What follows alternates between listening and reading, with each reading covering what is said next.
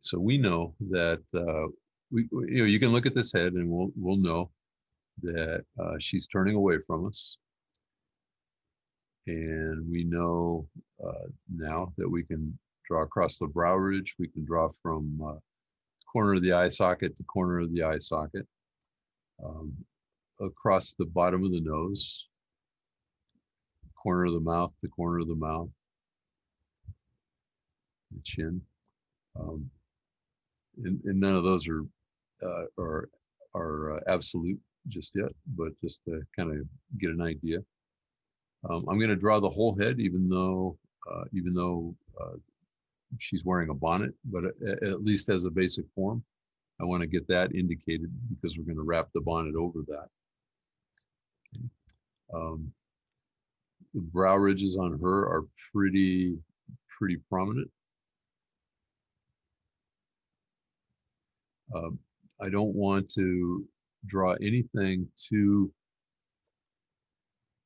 dark just yet, even if I'm looking at something that I know is going to end up dark because it's one of the darkest areas in the drawing as well.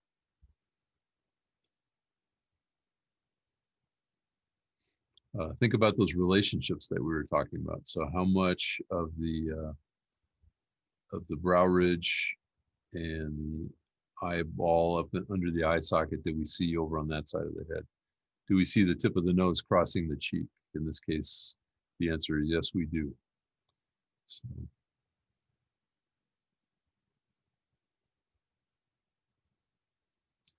if we've got some idea of the structure of the nose, we can draw that. And on here, you can see he's showing the underplanes. I guess I mentioned that already. The underplanes of the alars here, the walls of the nostril, and also the underplane of the septum. I'm looking at the shape that's being left here, that distance from the tip of the nose to the edge of the eye socket there. Her cheek is coming out from behind the nose like this. Look at the philtrum, that little trough underneath the septum that also gives us the what do you call it? That little dip in the top of the lip. Okay, so look at the distance of her lip from the bottom of the nose. And I'm getting it a little close here.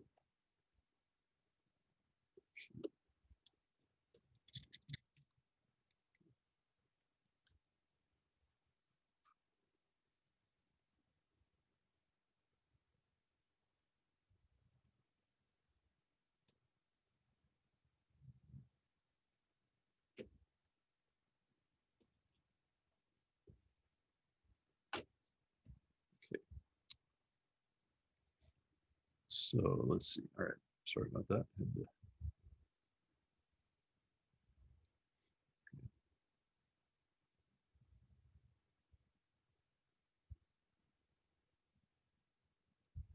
So I'm going to make sure, or try to make sure, that I'm not getting the corners of the mouth out of alignment as they wrap around the head here. That's easy thing to do. So, and then the lower lip here.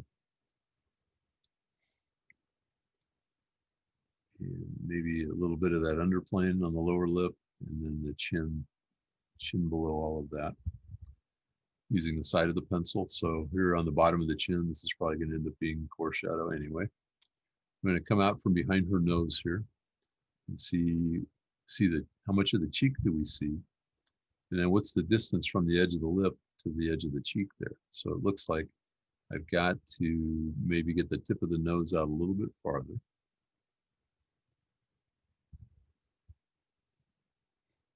So that I can get the cheek out a little farther, like that.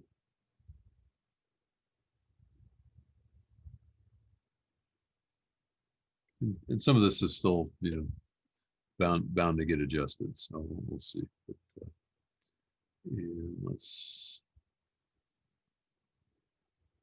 so maybe a little bit of the underside of the brow ridge, a little bit of that underplane on both sides. You can see her forehead, but it's going up underneath her hair, and then everything's going up under the bonnet there eventually. But let's find the corner of the eye socket on this side. Bring that down a bit. And go up under that brow ridge and draw her eye just as a simple form. And it looks like he's drawing this almost like a sculpture. I'm not sure if there's any iris or anything really evident in there. So, you've seen those sculptures that have kind of like a blank, eyes with no details, just a sphere under the lids. So.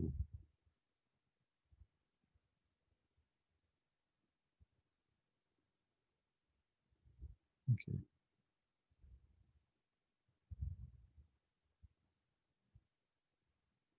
Okay, I'm thinking about that structure of the nose, drawing a little bit on the back of the alars here. I'm thinking about the opening of the nostril underneath there. But what we want to get to is this kind of stuff.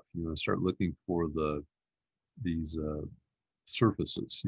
Planes, weather, for the most part, turning away from us to various degrees. You can pull along them. You can draw across them. Right now, the values are pretty light, so we mainly want to start to see where these areas are, like where something is curving in a little bit, maybe where it's getting somewhat concave, where it looks like things are getting convex. You're starting to turn the surfaces of some of those lines. You're looking for the unity of all these surfaces, even with all the variation that is occurring within them.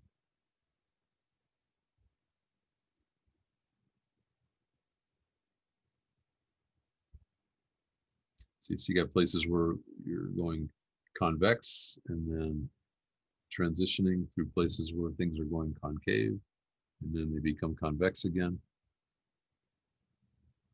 Here's a little bit using just the side of the pencil to draw along the corner of her jaw, the underside of her jaw.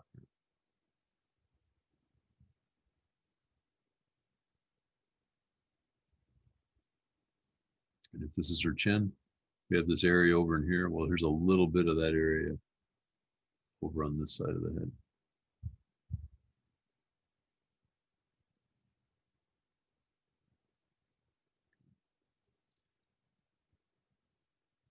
Now, to me, it's looking like I've got her head a little, not quite as elongated as it actually is.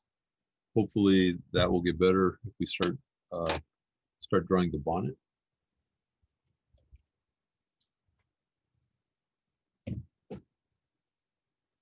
Sorry, I got a cat that is stealing the special kidney diet food of the other cat, who's only supposed to eat that food. So it's shooting him with a squirt bottle. So not the sick one, the other guy, the guy that's stealing his food. So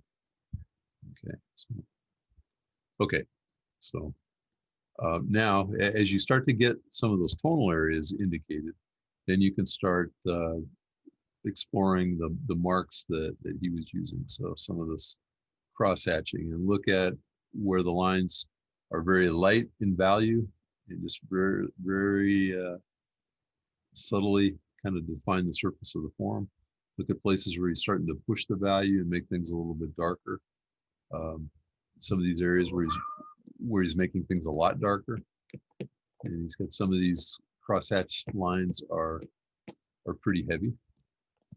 And the thing that I was saying about not trying to copy every single mark, but trying to draw more with the trying to draw more in the manner that he was going about things.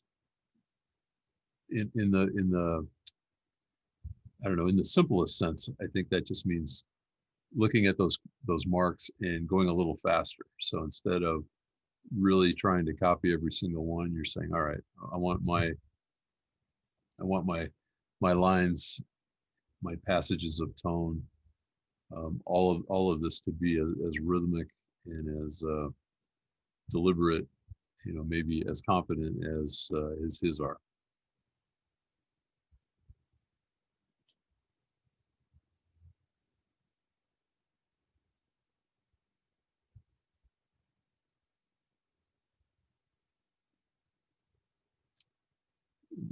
Doesn't mean you need to be in a big hurry. So if you want to take your time and make some careful adjustments, that's good too. So.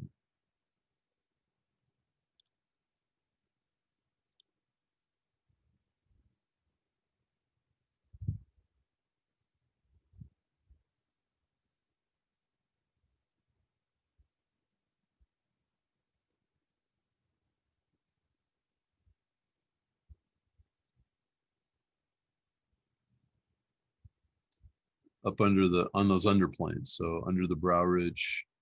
And the nose, it's a little more, it's a little more nuanced, I guess you could say. Not, it's not just a big dark shape underneath there. He's not even letting her nose throw any cash shadow to speak of. Okay. And then on the upper lip, a little bit of a core right there, it looks like. And then that line between the upper and lower lip.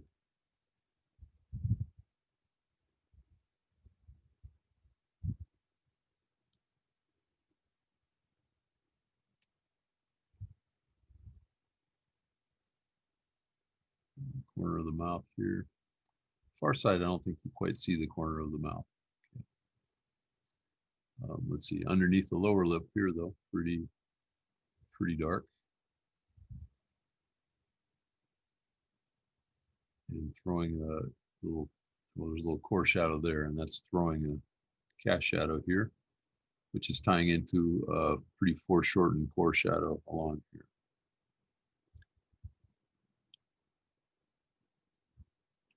Now on the bridge of his nose, he's bringing value from underneath the brow ridge on this side, and then kind of the shadow side of the bonnet back there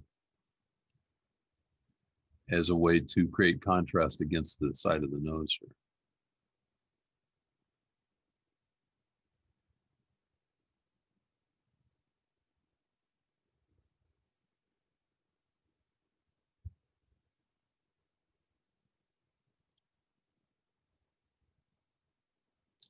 Get it on her cheek back there. You can see how dark it is close to the nose. And it gets a little bit lighter as he comes down this way. And the explanation for that light would be, here we go. The explanation for that light would be reflected light bouncing up off of kind of the top of her blouse there. Sorry, just letting somebody in the class.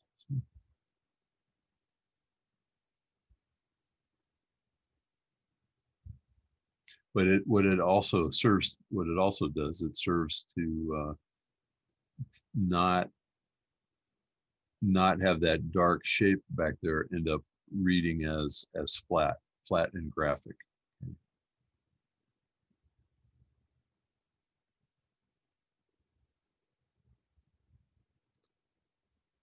And then, like I was saying, if you see something and you know it's going to be dark, we don't have to make it as dark as it's going to be right at the outset. You want to bring all your values up kind of in terms of each other. So,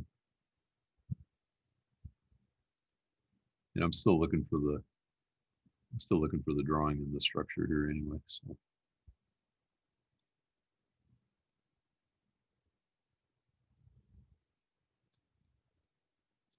You see, he's got some of these lines going over her forehead like that. He's just wrapping them. It's like he's drawing over the surface of a ball.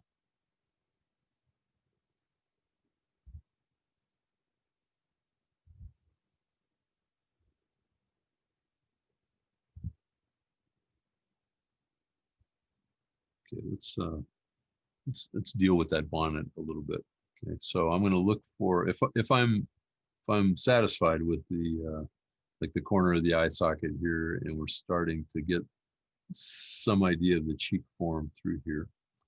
I just want to make sure that we've drawn enough of the head here to get that, to have that, to be able to wrap the bonnet around it. get a little bit more of the back of the skull here. And here's your chin. A bit of fullness down there, and then the column of the neck.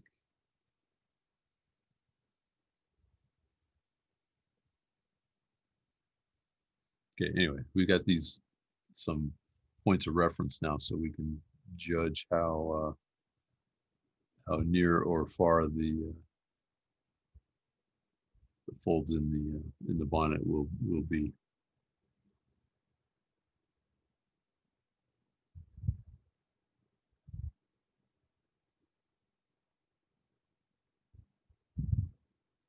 And then the area where it wraps, where it comes down here and kind of overlaps, you can think about that, and you're gonna take that up and over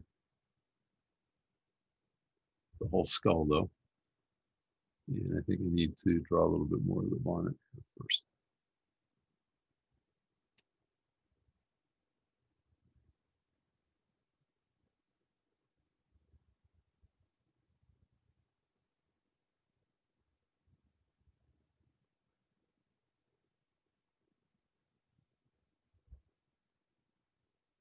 And see how all the stitching and everything that he's using along the edge there. Definitely a surface contour line. You know, adding volume and form to the kind of the edge of the bonnet there, that lace or whatever it is. So, she's got some hair here.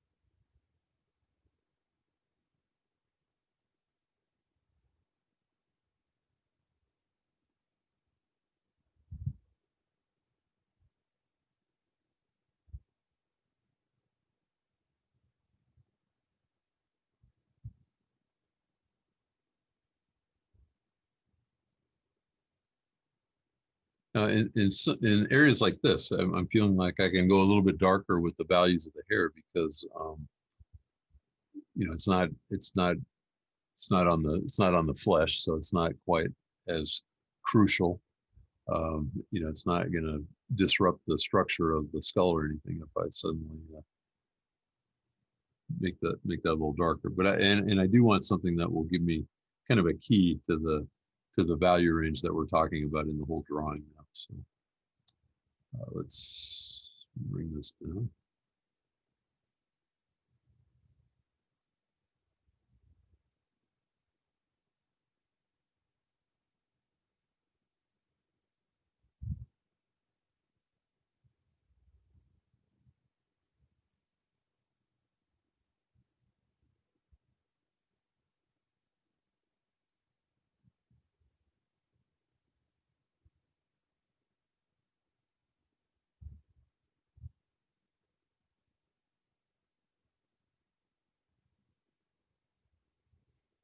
Okay.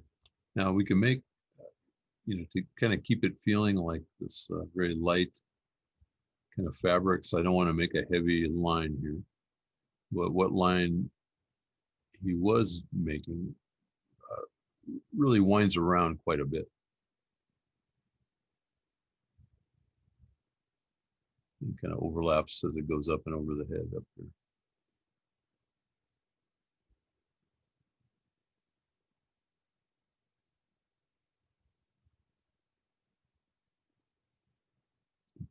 All right, so that's enough just to define that, because what I really wanted to do was start thinking about that cast shadow shape. So kind of falling over the side, kind of a little back behind the temporal line. And now it's going around the eye socket and then a definite pass over the top plane of the cheek. And it's a little shadow. I'm sorry, a little bit of form sticking out there that we can make the shadow correspond to. And then finally tuck it down, take that shadow down into that corner between the scarf and the side of her cheek.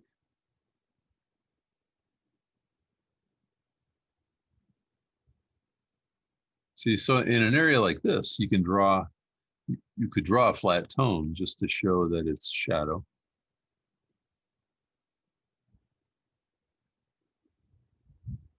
There's not a whole lot going on in there, but when you look at the strokes in his drawing, he's actually building up that shadow value with surface contour lines. So same thing.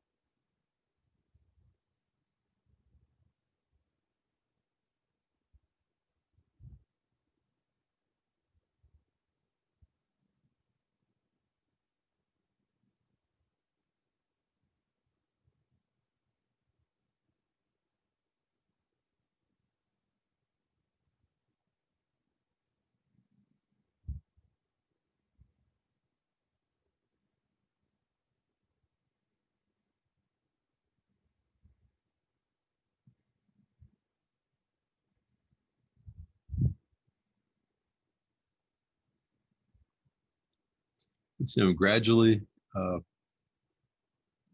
making the outlines a little darker.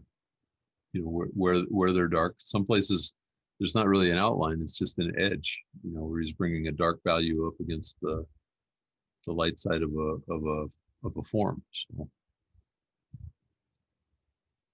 and we want to draw lines. We want to keep track of where we are and all that. Our pencils are pointy, but maybe go lightly. So as you really get more specific with some of your information, you can just draw it a little heavier without having to stop and erase. Maybe.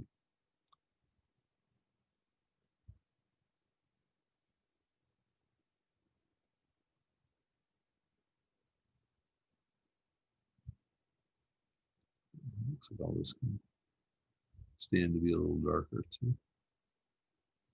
So you can see now as you start to get these areas where you're finding your darkest values, then the rest of the face starts to look a little thin in comparison. I don't mean weight wise, but thin value wise, right? A little bit lacking in contrast. So things like this, like the nostril, the underplane and parting line of the lips.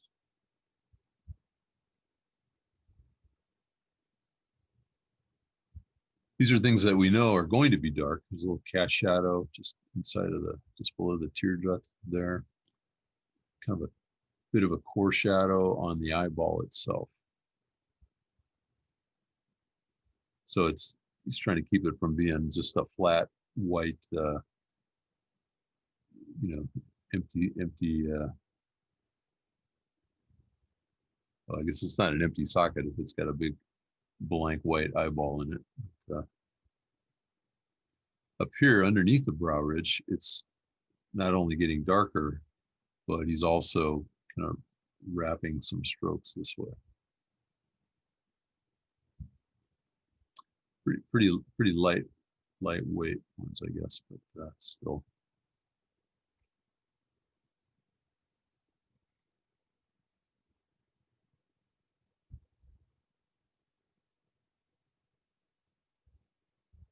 Normally, I would say if you're drawing a young woman or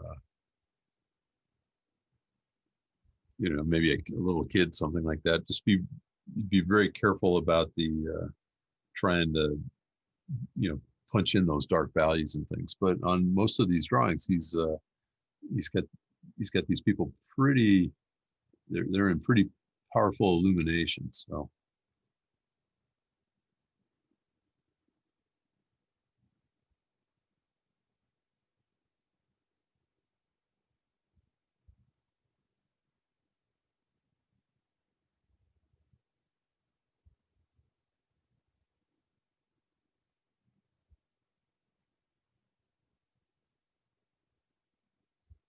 look at all the tone that he puts on the eyeball there. He doesn't want he doesn't want the whites of the eye to live up to their name. It's because they look flat and they pop forward when if you keep them too brilliantly white.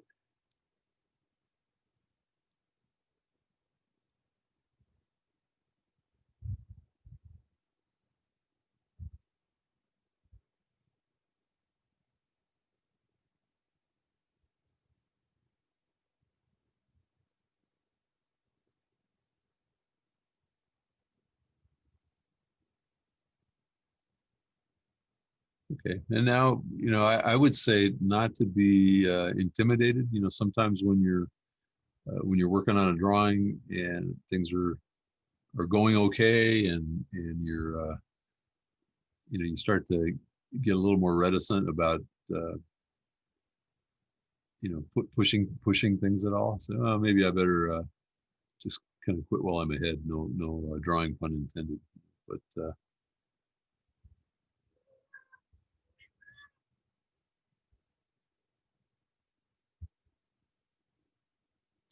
anyway, what I was going to say is that once you start to see the form, then you can start drawing all those rhythmic lines and all those cross hatching lines with a little more oomph, a little more vigorously. So now you're really trying to build the values and keep those lines from becoming too careful, too mechanical, too methodical.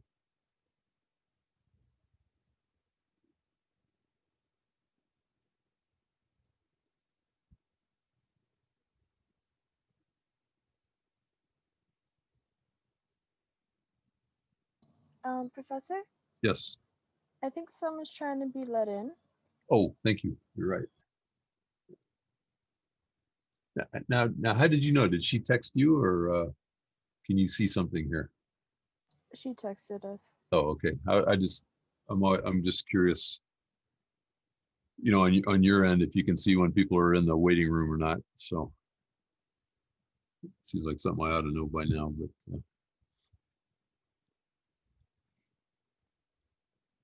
yeah, but thank you for letting me know. So, and all the accents that I was talking about before, these places where we know we're going to find the darkest values. Um, some of it's cross hatching, some of it's underplanes. So now you can start building up to those values as well. Is that cast shadow shape in there?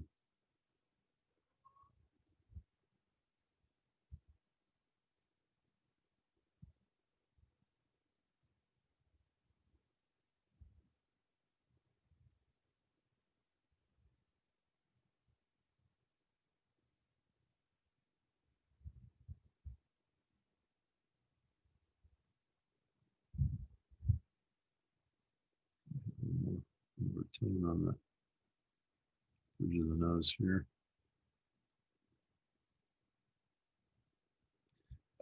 Okay, and not all of these drawings have like a background, behind the figure, but many of them do. And when they do, really look at the way the values of the background elements interact with the figure itself, with the forms of the figure.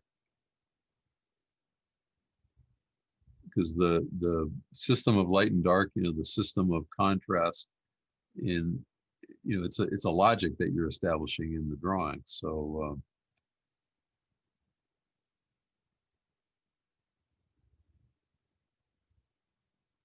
but the key word there is that it's happening throughout the drawing. as you make some of these areas darker, as you start to approach those the actual values, then things that were looking okay before now start to look a little less like they're not, they're not contrasty enough now. So you start working up one area of the drawing, and it's going to cause you to have to work the whole drawing. But that's okay. It's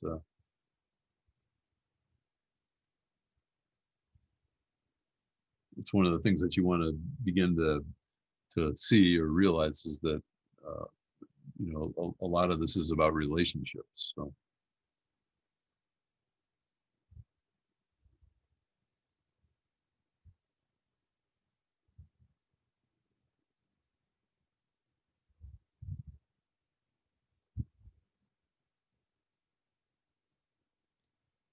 here's another, just like on her cheek down here, you can see on the underside of the bonnet back there that everything is lighter as it gets closer to her shoulder.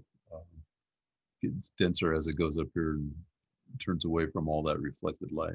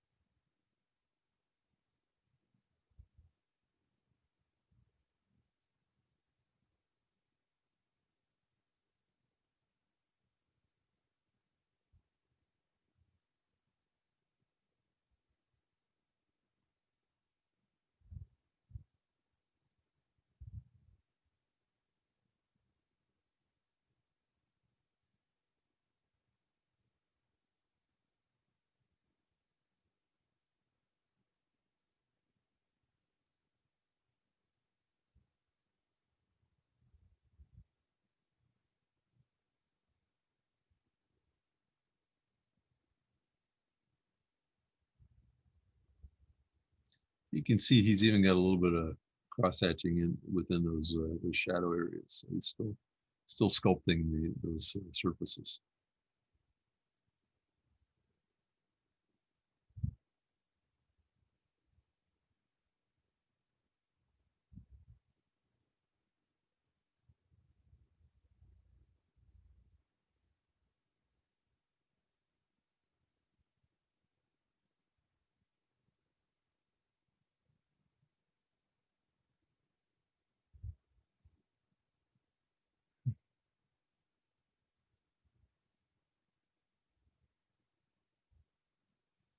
And then, after all of that, then maybe, drawing some folds and things in fabric might seem a little bit of a, something a little more forgiving to draw. Back here you can see these kind of layers of the frill,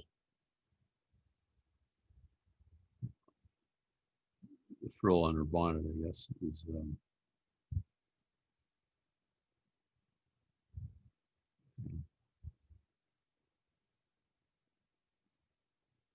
anyway. This is layered by this, and it is layered by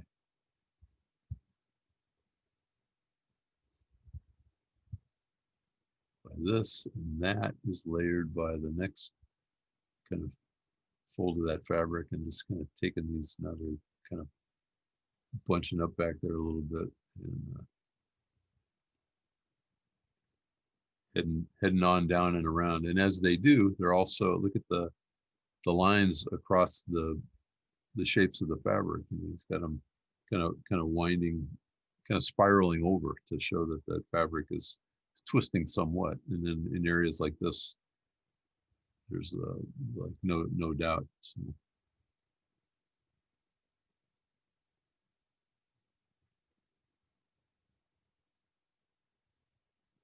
and then back, way back there, we got this.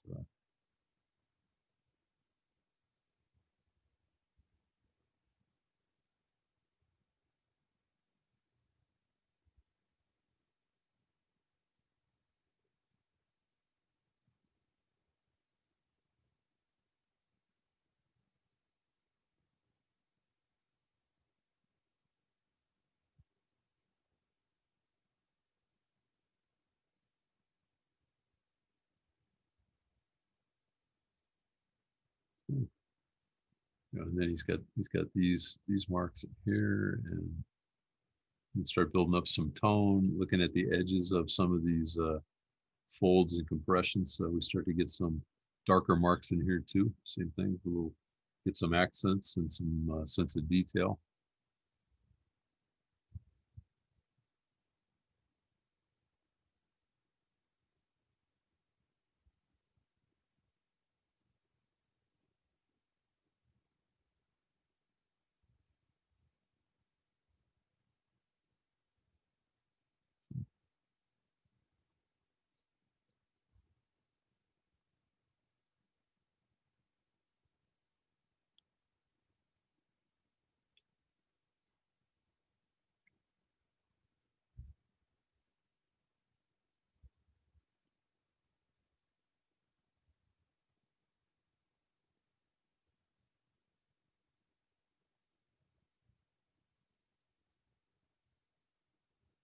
Oh, see, I brought the that backside of the bonnet down too far, so it's overlapping the shoulder line. So it looks like this is actually coming in more in line with like the corner of the mouth here. So easy to fix. And then this kind of frilly stuff on the bonnet here, it looks like there's a bit of it popping out on the other side over here too.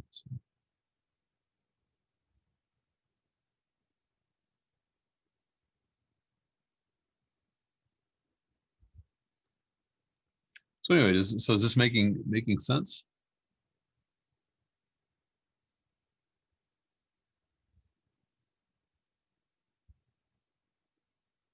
Oh, I'm sure some of you are typing. Okay, all right. So anyway, so that's the idea. You know, I'd like you to really try to make the same types of marks that he has seen variation of marks, using the marks to turn the surfaces of the form. So we're really being conscious of the idea of surface contour.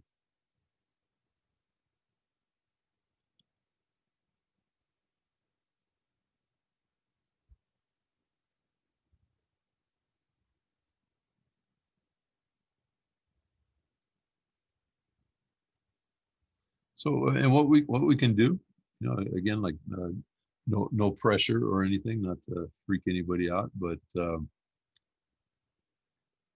think that we can work on these things, and then maybe the last 20 minutes or so of the class, we can you can do some screen sharing and take a look at them.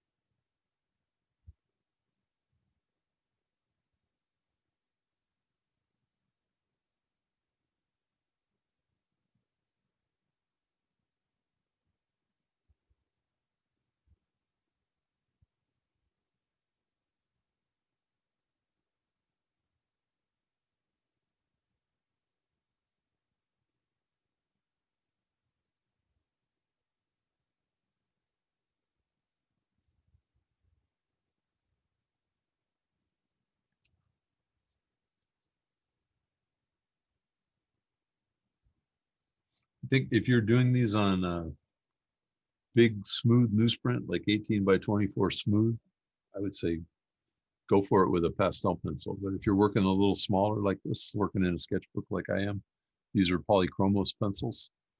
They'll give you on a smaller scale, they'll give you a good range of harder to more tonal lines. They'll allow you to give a tone some direction, you know, things like that.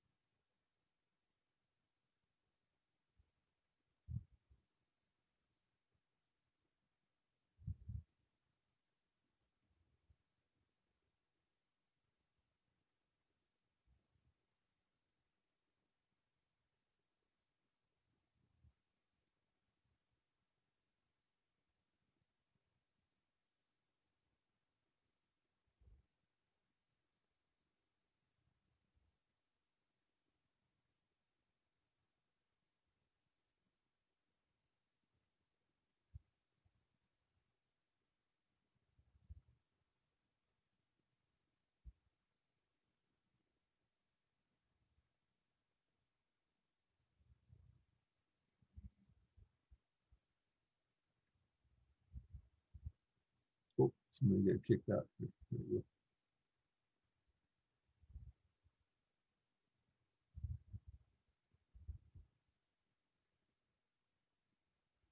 I know in the morning class there was a lot of people getting bumped out of the meeting, and one woman got bumped out like multiple times, and she didn't know, she couldn't didn't have an explanation for it, but you know, I think I let her back into the class like half a dozen times, something like that. So anyway, I think that you guys should draw, and I put all those images into the Google Drive folder. You know, and some We more. can't find those pictures. You can't find the pictures. Oh, so let's see. So here, let me stop the recording here. If you wanted to. So anyway.